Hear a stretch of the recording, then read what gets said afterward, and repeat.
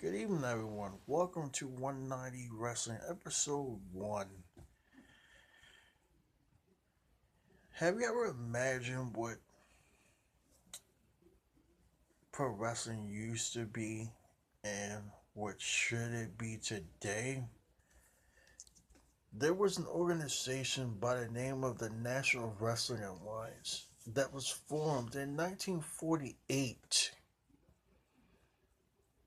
that was far none the best wrestling organization that was ever assembled, the National Wrestling Alliance. And the championship belt was merged. The first ever champion was Lou Thesz, the great legend that he was. The NWA World Heavyweight Championship goes all the way back to George Hackenschmidt, the greatest and the baddest World Heavyweight Champion of all time. The greatest man who came from Russia. You think ladder? You think that Alexander Rusev was a badass? No way. This wrestler was a legend, and he was more of a badass. George Hackenschmidt was bar none. This guy was the greatest, and he was a legend. And wrestling fans today, man, they should dig into the knowledge and search for this wrestling legend. This guy was a real wrestling machine, and bar none, he really was. George Hackenschmidt was the baddest.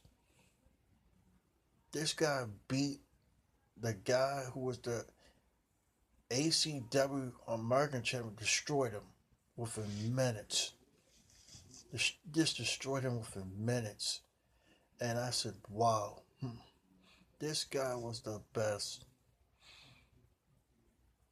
And when I talk about NWA history, when it comes to title reigns, it kind of reminds me of what Ric Flair did. The 14 times that he did it was just so triumphant. It was never done before. It was never done. But I will count his reigns, the two that he had with the WWE, making him a 16-time World Heavyweight Champion. And then John Cena is the most boringest World Heavyweight Champion there ever was. He drives everybody crazy, not everybody nuts, and just makes you become tired. And the product today is just watered down from when Ric Flair was in his prime, from 1981 to 2000. And John Cena has only his run as world champion has been from since 2005 to now, and basically his product, basically him being Vince McMahon's chosen one, and really the fans are really, that's what really matters to.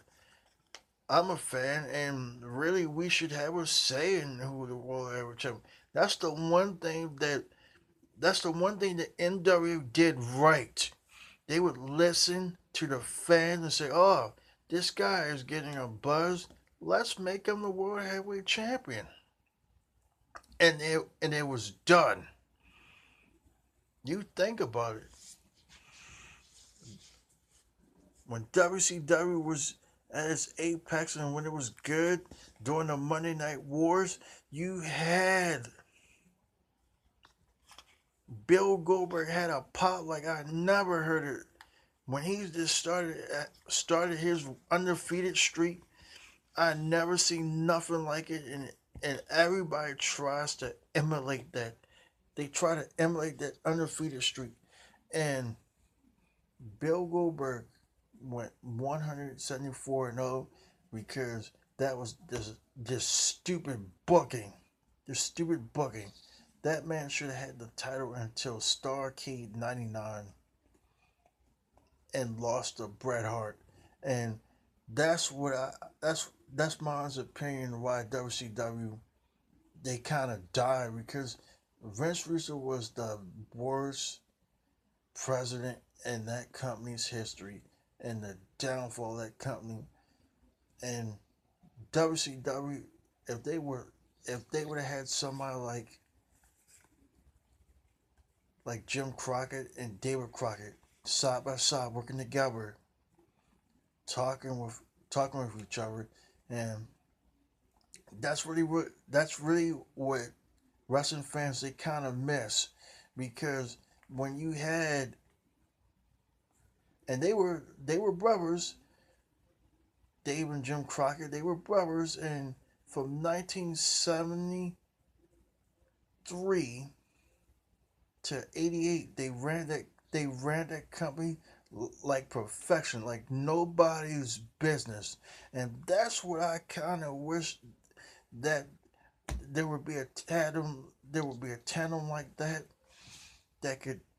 I wish a billionaire it could just come in and say and just create a wrestling company from scratch, build it up, get the right people, and just bring it in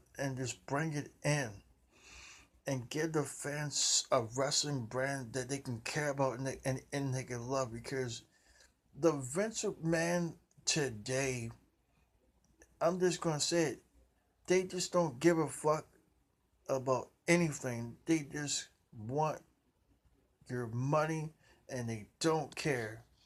And that's a shame. And that's an embarrassment. And sometimes I'm embarrassed to say I'm a wrestling fan. And it kind of irritates me they're not putting the wrestlers that we want. And this is not right. And I say this from 3 years ago. Yeah, they listen.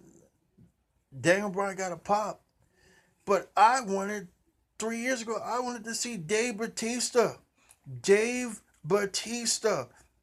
win the World Heavyweight title. I had to wait for 5 years. I was waiting for 5 years almost for this man to come back. And man, that was a blunder. That was a huge blunder. Dave Batista was in the best shape of his career, and they let him go. They let him go. Man, it's just sad. It's just sad. I just hope WWE gets their act together. There will be many more episodes to come. 190 wrestling is going to be something amazing. I'm doing this in the memory of my mother. She just passed about a week ago. I'm a diehard wrestling fan, and it's about the sport of wrestling that I love and that the wrestling nation cares about. We don't want a wrestling product that insults our intelligence, insults us to be wrestling fans, and we need to start. We as wrestling fans need to start telling WWE, if you don't get your stuff together, we're just gonna find other things to do. And WWE, they have this complex as where, oh, we're not gonna change. That was one thing that was great about the WCW. They had to get off their ass and work like they never worked before, and that's what needs to happen.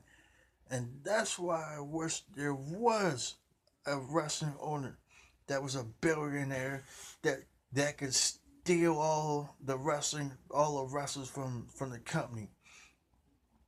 I look at WWE right now, they're only paying their wrestlers $1 million. $1 million. When WCW was paying every wrestler, even the jobbers, $9 million guaranteed. And that was just 20 years ago. One thing about it, wrestling fans, this is just the beginning. This is Wrestling 190, and I'm out.